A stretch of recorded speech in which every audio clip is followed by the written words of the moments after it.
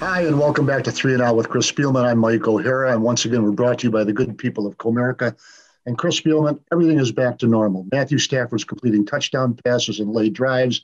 Matt Prater kicks another winning field goal, and the Lions win a home game at Ford Field on Sunday, 30-27 over the Washington football team. How important was it for them to win a game to get to 4-5? And are they back in the playoff race? Or are they just alive? Well, when you look at it, Mike, it's their first home win in how many games, right? So Well, I think that's important to be able to take advantage of with all the restrictions everybody's under with the COVID protocols. To be able to take care of business at home is really good. Not only you talked about all those things with Prater, who missed field goals and 6 field goals this year and makes a 59-yarder plus some other key ones.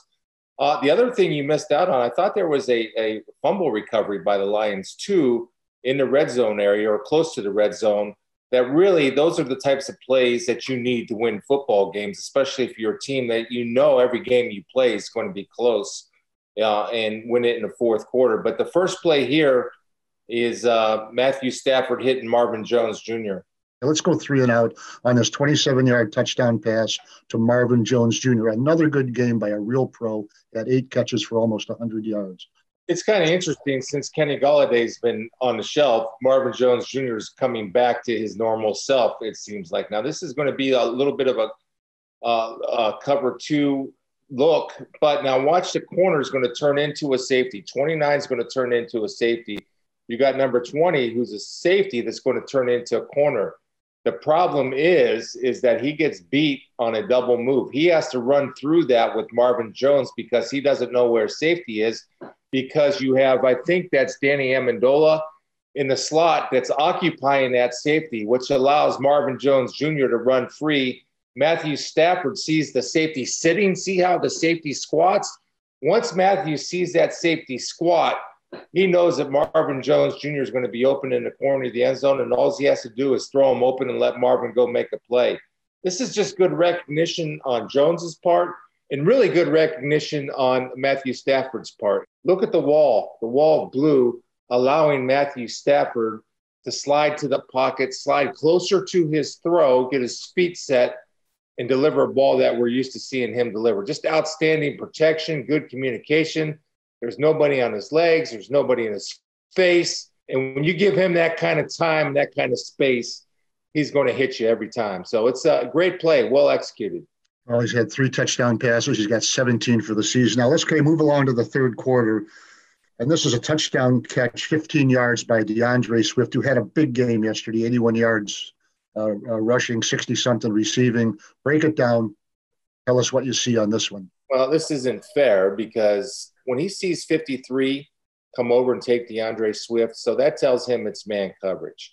Well, now what they're going to do is take the 3 wide receivers, use them to create confusion and traffic, and you're going to ask a linebacker out in space, lined up as a corner, to try to cover DeAndre Swift. You see 53 try to beat the pick over the top, so he's running full speed. DeAndre runs a little option route, reads back out of it. Matthew Stafford delivers a perfect ball, so the transition from catch to run is so easy, and there's no shot. There's no shot that 53 has a chance to get him. And DeAndre with great hands right there, and when you get close to the end zone, I love the fact that he doesn't go down. He runs right over the guy and gets 6 points. I mean, look at the context at the 4-yard line, and his acceleration and burst and speed and strength carried him into the end zone. But this is a great play design and recognition. Again, a pre-snap read where 53 doesn't have a chance to cover DeAndre in space. And especially with that little bunch formation to create some type of pick and confusion. Okay, this is now we're later in the third quarter. It's 4th and 13, and this is a 15-yard pass to Logan Thomas, a former Detroit line, played pretty well for him last year at tight end, for 1st and goal at the 2-yard line. 4th and 13. Let me say that again. 4th and 13. So I know, okay, so we got to understand. So if it's 4th and 13, so they're at their 18-yard line, right? Or excuse me, at the 17.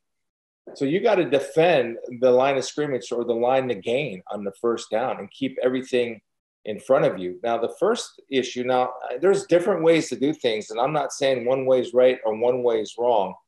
But the one thing that I never want to do is give the number 3 wide receiver, counting from the outside in. There's ones at the top, 2. Number 3 is the furthest most inside receiver. He is very aware of where the first down chains are. He's going to run past the first down. That way he can work back to get the football and still get the first down. The first down marker's at the 4. You see, he takes his route to the 1 yard line. Then Alex Smith is able to throw him open with a low football. I would have a question. The only question I would have would be for Tracy Walker here. See, he's going to favor the 2 receiver side. Now, I think that from my perspective, we have 3 on 2 down here already. We see 3 line defenders on 2. Tracy's leaning this way, so that makes it 4 on 2. Up top, Tracy's your extra player. We have 3 on 3. We want to create a mismatch and get 4 on 3 and have Tracy Walker lean to the 3 receiver side. And he's leaning to the 2 receiver side. And, of course, Logan Thomas is run untouched and runs past the first down marker. And it just is an easy pitch and catch for Alex Smith and Logan Thomas. The easiest throw is where? Straight line, right? Watch the hitch right here by Alex Smith. Just that little pump right there. This gave Logan Thomas enough room. And they're bringing 4. They get decent pressure, but he's so free running to the first down marker. And then if I get Tracy over working to the number 3 receiver right here, I can have 4 on 3. If I get Tracy working to the 3 guy, I have 3 on 2, 4 on 3. I'd be in pretty good shape to defend that. Well, of course, now we say that as we know, that leads to the touchdown, makes it 24-10. Then it's 24-17, and the Lions win it with a field goal. If you're the Detroit Lions, are you satisfied with that win Sunday? Yeah, that's the NFL. Absolutely. I'm 4-5, and we've been talking about this all year. Is okay. They're 4-5. You get to 500. You get to 500, and you start your season again, Mike. They're still in the playoff hunt. I mean, 9-7, you might get in. You just keep plugging along, man, and finding ways to win. And Matt Prater was money yesterday, and Stafford to get them in that position, and Prater to kick the 59-yarder. That's what you need. And I got news for you. I'm actually going to Lions game this week, and you're going to play a pretty good football team in Carolina. We don't know the health of Teddy Bridgewater, but Stafford has to continue playing well, and DeAndre Swift will get more and more touches, I think, as the season goes on. Okay, we'll keep plugging along here. We'll be back next Monday. The Lions at Carolina, kickoff at 1 o'clock. We'll be back here next week to go 3 and out with Chris Spielman.